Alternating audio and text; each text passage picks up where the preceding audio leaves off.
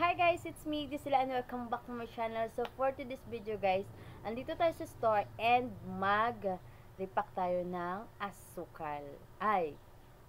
Transfer tayo muna sa asin. USA. Asin tayo ngayon guys. Sa salt muna tayo kasi ito guys yung ating sugar. So nag-stop muna ako at dito naman tayo sa ating asin dahil guys, naisipan kong unahin yung asin dahil nga kung matagalan ito guys ay parang nagmi-melt, parang ice. Yes guys, tumutubig siya guys sa ilalim, so magbaha dyan. So kaya minabuti kong unahin na lang to kasi yung sukal hindi siya madali-daling matunaw. So ayan, kaya ito natutunaw siya talaga guys after after 3. Yes guys, pabangs tayo muna, no? Flex ko lang. Yes, binigay sa atin kaya ganyan. So mag-content ako guys sa YouTube, sa Facebook, mga ganon. Ginagamit ko. So hindi ko na tinanggal. Nag-try ko kanina. Iba yung color ng buhok. Yes, yung totoong kulay is black. Tapos ito yung brown, parang brown siya guys, diba? Anyway, let's do this.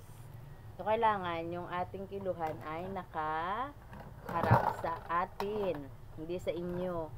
Dahil kailangan kong perfect. Perfect talaga guys, perfect yung ating measure dito sa ating pagkilo ng asukal. Ayan, mega love shoutout to everyone. Thank you so much. Samswana family, hi. Thank you everyone. Sa mga friend natin OFW dyan, ingat po kayo. Ayan, palagi. Ayan guys, ingat-ingat tayong lahat talaga sa sobrang maraming dumadating na mga pagsubok sa ating buhay, diba? Sa mga natural calamity, diba? Marami talaga guys. Mga lindol, mga ganun. So, mag-ingat na lang po tayo guys, no? Ingat-ingat po kayo dyan guys. Ayan.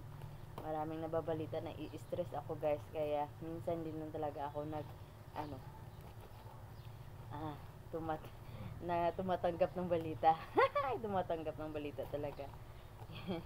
Yes guys, dahil wala naman tayong pag talaga guys, ma-stress talaga tayo sa buhay pag sa mga balita tayo talaga bongga. Na-stress ako guys. Kaya minsan lang ako makikinig sa mga balitang seryoso guys, no? Ayan, ingat po kayo guys sa mga bumabiyahe dyan. Ayan, ingat. Bakit guys ang tagal nito? Ayan, ito na. Nahirapan pa ako sa kalisod nito guys, no? Bakit ganyan? Diba? So ito na. Ito lang yung silyo nila guys, no? Iba yung sa asukal, sobrang liit sila. Ito lang. So ayan na, malinis-linis yung ating gagawin. So, ang gagawin natin guys, linisin muna natin. So, puting-puti yung asukal. Diba? Rapuan na lang. Diba? Wipes na lang muna natin ito guys. Wait for a minute.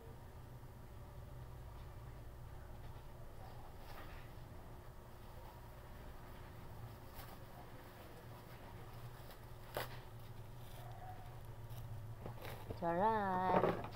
So, ayan guys, linisan lang muna natin dahil para madali. So, lagyan na natin ng tissue. Yes. Para malinis na siya. At atin linisin natin ng bongga.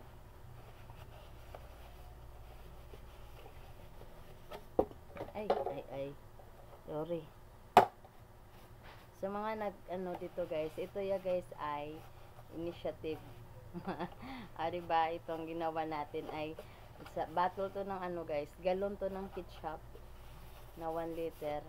Iwan ko papa ba o UFC para basta naubos na yung laman. So, ang ginawa guys, ginupit. Diba? Pero may in-order naman tayo sa shopping ganito. Marami naman din sa online mga ganito. Pero para sa asukal, ito naman gagamitin natin sa mga bagay-bagay. Yes, para iba yung sa asukal, iba yung dito. So, let's do this, guys. Puting-puti talaga yung asin. Minsan, guys, yung asin, guys, ay makikita nyo parang, parang dirty siya, di ba? Dirty white.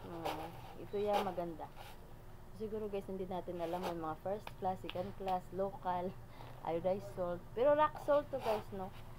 Yes, rock salt. Malaki-laki siya, guys, no? Makikita nyo. Laki siya. So, dito sa amin kasi, guys, yung mga ginagamit dito ay kadalasan ay rock salt. Yes, rock salt lang, guys, yung ginagamit dito. So, ating gagawin na naman, guys, ito. 5 by 10 to, guys, siguro. Yes, tingnan natin.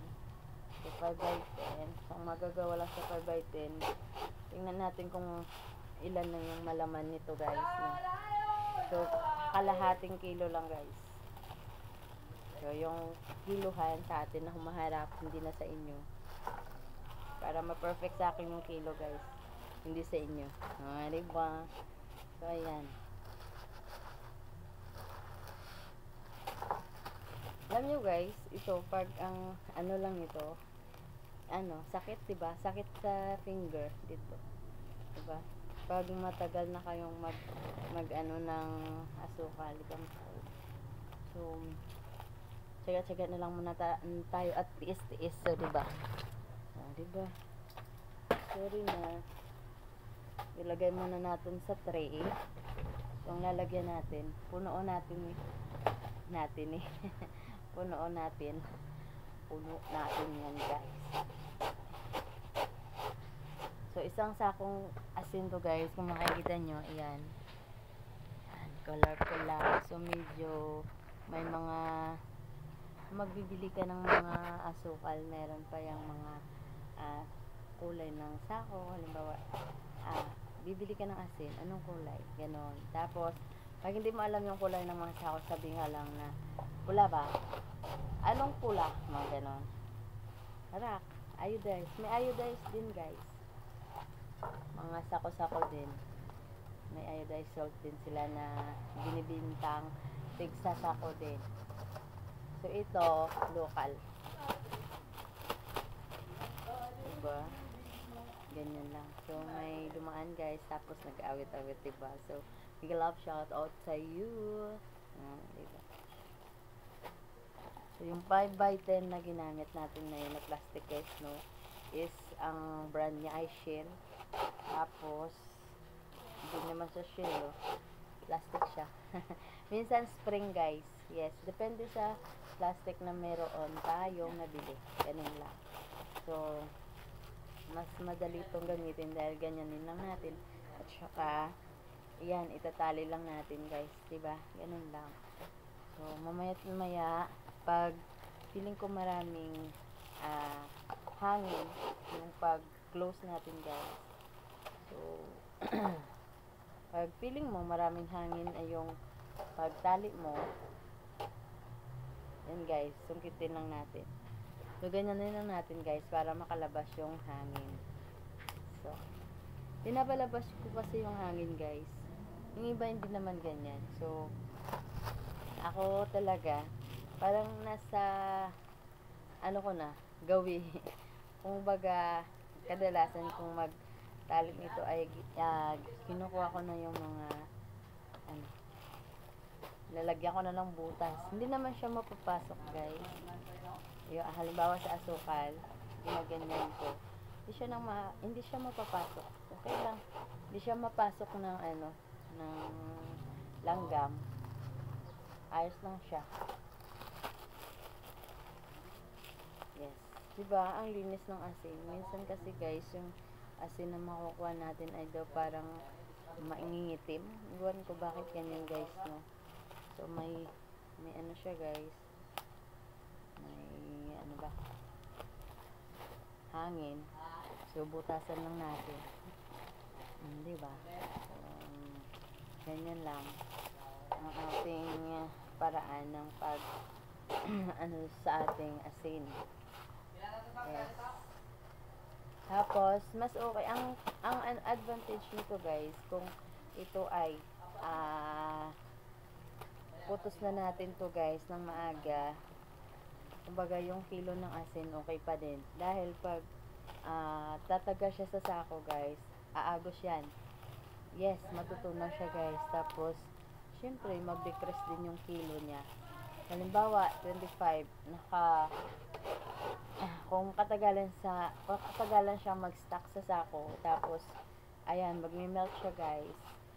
Ano na siya, magiging 24 kilos na lang, diba? Kung matagal-tagal talaga.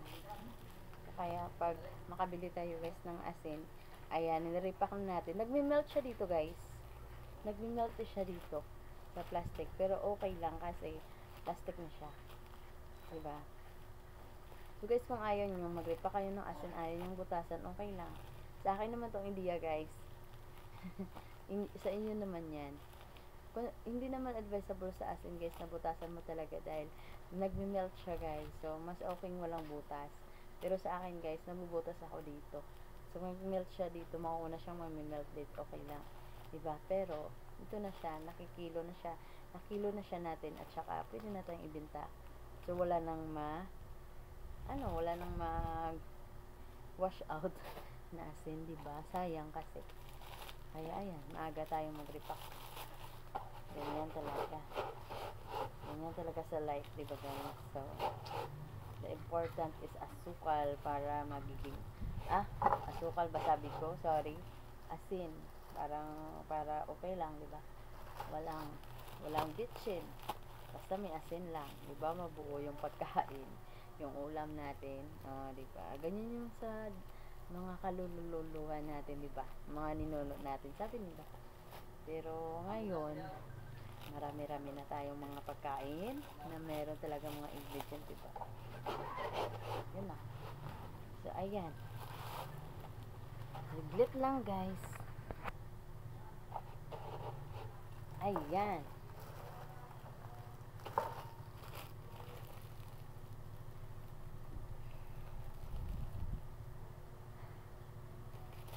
So, sa amin yung kasako dito, medyo na ako guys, no? Medyo natahimik. Natahimik na konti, saglit. Sa amin dito yung sako guys, nasa 300. So, sa iba siguro, mas, mura. Hindi ko alam guys. Basta sa amin 300. Nasa 300 to. Tapos, 25 kilos ata to or 30. Hindi ko pa naisip. Minsan kasi, nasa 25. Minsan nasa 30. Sa kadalasan 30. So, diba? Mas mura siya. So, pero binibinta namin 20 per kilo. Yes, guys. 20 per kilo. Pag 30 kilos, ayan, yes. Pag 30 kilos to, guys, nasa 600 siya. So, may kalahati ka. Pero, yung 300 na tubo mo, hindi mo pa alam kung kailan mo matatanggap ng buo. Yes, guys. Mauubos na lang yung kumbaga paunti-unti mo makakain na lang yung tubo nito dahil tagal din itong maubos guys. Hindi man mauubos ng arat-arat na hindi siya mauubos guys. Tagal din siya guys. Kaya hindi tayo nag-stock nito. Pag maubos na, saka na lang tayo ulit bibili ng isang sako para siya. Tagal kasi. So, hindi tayo happy talaga ng bongga na ayun, may tubo tayong 300 pero hindi natin matatanggap ng buo. Kay tagal talaga yan guys, mauubos pa nga lahat. Bye na guys, it's Midi sila ang nagsasabi, hindi tayo sikat pero kailangan lang nating umangat-ingat.